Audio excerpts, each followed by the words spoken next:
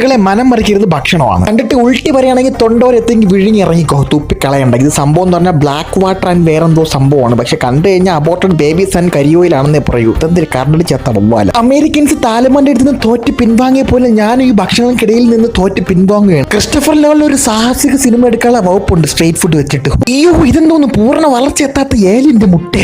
പ്രകാശം പരക്കട്ടെ, ഇരുട്ട് വിയർക്കട്ടെ, ഇതുണ്ടാക്കിയവന്റെ തലയിൽ ഇടുത്തി വീഴട്ടെ. ചേട്ടാ, അത് ഇളക്കാൻ നിങ്ങൾക്ക് എന്തൊരു തവി ഉപയോഗിച്ചാൽ? എന്റെ ഒരു സംശയമാണ്, ശരീരത്തിൽ ഏതെങ്കിലും മൂർച്ചയുള്ള വശം തേങ്ങയിൽ കുത്തിയിറക്കിയാണ് നിങ്ങൾ തേങ്ങ ഉദിക്കണം. എന്തൊരു തവി ഉപയോഗിച്ചേ? ഉറപ്പായും ഇത് കഴിച്ചാൽ പിന്നെ ആന കസേരയിൽ ഇരിക്കുന്ന കണക്കായിരിക്കും ജീവിതകാലം മൊത്തം. നമ്മൾ 10 ലക്ഷം കിലോമീറ്റർ മാറ്റാതെ ഓടിച്ച ടൊയോറ്റോ ഇന്നോവയുടെ എഞ്ചിൻ ഓയിൽ ഒരു ഇത്രയും കറുത്തായിരിക്കൂല.